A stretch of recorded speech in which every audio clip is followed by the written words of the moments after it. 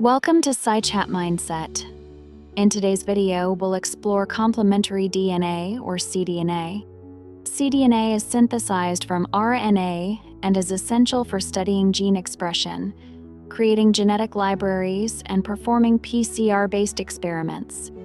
Unlike RNA, which is unstable, cDNA is more stable and can be used in techniques like PCR, quantitative PCR, and RNA-seq. Plus, cDNA only represents expressed genes, making it an ideal tool for gene expression studies.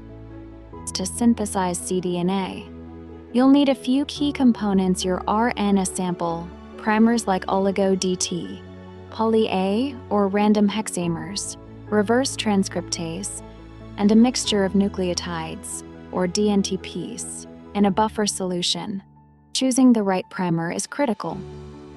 Oligo DT primers target the PolyA tail of mRNA, making them ideal for gene expression studies.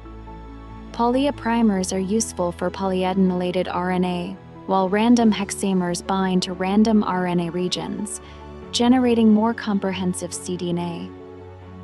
The process begins by heating RNA with the primer to denature secondary structures.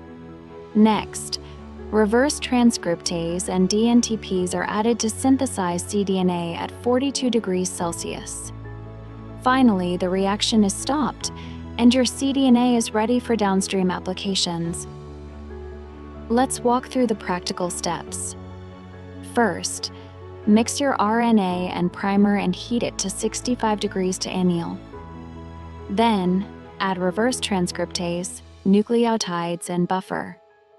Incubate at 42 degrees Celsius for an hour. Finally, store your cDNA at -20 degrees until ready to use. Once synthesized, cDNA has multiple applications. It can be used in PCR and qPCR for gene quantification, RNA sequencing, gene cloning, and gene expression profiling.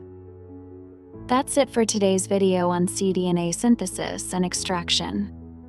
I hope you found it useful. Don't forget to like, share, and subscribe to Sci-Chat Mindset for more science tutorials.